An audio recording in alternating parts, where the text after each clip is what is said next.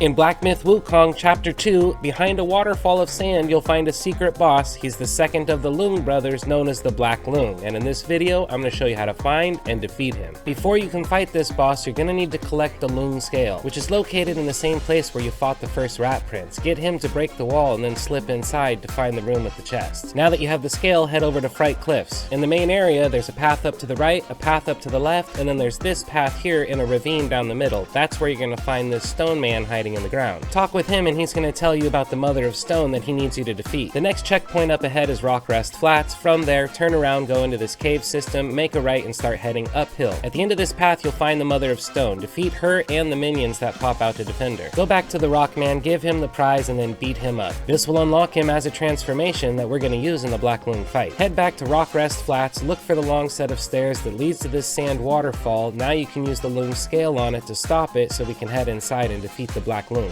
Now let's talk about his moveset. First, look for this one. 2 big swipes, and then he takes like 5 seconds to catch his breath and recover. That's when you want to punish him. Very punishable move here. The other very punishable move to look out for is this one here, where he starts pounding the ground over and over. Sometimes he'll do it up to 9 times, and if you can get behind him the entire time he's doing it, you can punish him. Now, a move you need to look out for that you don't want to get caught in is that one there, where he raises his hammers up in the air and slams them together. It does an AoE lightning attack that'll rickety wreck you, son. So keep an eye out for his hammers going up. Back up if he's gonna do this. It'll still be really loud, but you won't take damage from this distance. Another horrible move he has is this one here, where he starts twirling his hammers around and creates a whirlwind that's finished with a giant AoE lightning attack. The next time he started doing that, I used Immobilize on him, thinking that would cancel out the attack altogether, but you can see here once the Immobilize ends, he just goes right back to the sandstorm. Here's another time where I do use Immobilize and it does work, but it's not because of Immobilize, it's because of this giant heavy attack here. You have to stumble him to stop the sandstorm. When Black Loong starts doing this giant lightning attack, I want you to notice those rocks in the background. That's why I'm showing you this clip, because the lightning doesn't affect those rocks. These are safe places to be during this storm. The problem is the Black Loong can destroy these rocks, so you don't want to hide behind them. We're going to need them later when he does that lightning attack. You'll know the lightning attack is coming because he starts absorbing lightning in his mouth like this. That's your opportunity to run around and find a rock to hide on so that the lightning won't hit us. Then we'll just let him play out his little temper tantrum while we safely stand on the rock. But you need to wait a little bit because there is one last big AoE attack he does, and if you jump down too soon, you're going to end up taking damage from it. At one point, there might not be any rocks to hide to, and that's why we got this rock transformation. He won't take any thunder damage, and his little might bar builds up by the more damage he takes. So once it's filled up, make sure you use his special to do a skull crusher on the enemy, and if you do it quick enough, it'll fill up a second time, and you can get 2 full attacks off on this guy while avoiding all the thunder damage. As far as using Cloud Step goes in this fight, I didn't use it as an offense. I used it as a defense to get away from this guy when he's getting all crazy.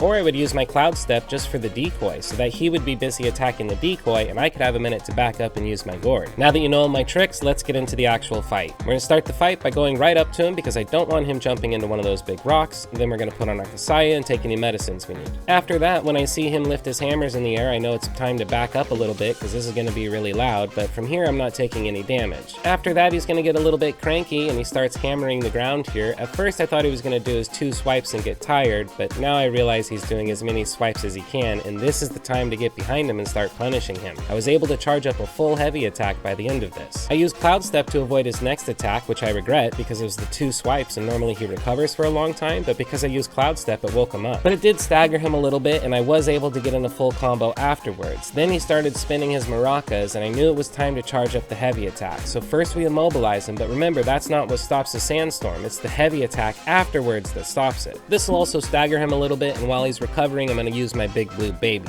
But while I was doing that, I saw he started inhaling lightning. That was my key to run away and find a rock to hide on. I don't want to use my transformation to avoid this first round. I'd rather use the rocks while they're here and save my transformation for the next time he's doing this attack and there are no rocks to hide on. And don't forget to watch out for that last attack, it'll get you. Now that his temper tantrum is done, it's time to get back into the fight, and we're going to follow the same patterns as before, dodging and punishing when we can and watching out for the big lightning attacks. After that, he went back into the sandstorm. I'm not quite ready with a heavy attack, but Cloud Step is recharged, so I'm going to use that to get out of the sandstorm's area of effect. After that, my Immobilize spell is ready again, so I'll use that right before he's about to hit me and then build up a combo. That's enough to stagger him, and now I have a charged full heavy attack. I'm going to use that to stop whatever lightning attack he was about to do there. While he recovers from that, we'll get in a few more light attacks, and then he follows it up by doing the 2 swipe move that takes him a long time trying to recover from. You shouldn't have done that. Now we're gonna have to punish you. Now we need to back up a little bit. He's playing with lightning. I need a little drink from my gourd. While I'm doing that, I see he starts getting ready for his big second temper tantrum. Now I don't want to go find a rock at this point. I just want to use my new transformation. This is going to avoid all the thunder attacks, and while his might meter builds up, I can use his skull crusher move on this guy. The might meter builds up as you take damage, so there is enough time to get 2 skull crusher moves in on the boss before the transformation ends. After the transformation, I'm going to have another little sip from my gourd just to make sure I'm at full health. We've come a long way and I don't want to lose the fight now. Then it's right back to watching his moves, dodging, getting in a couple little punish attacks whenever we can.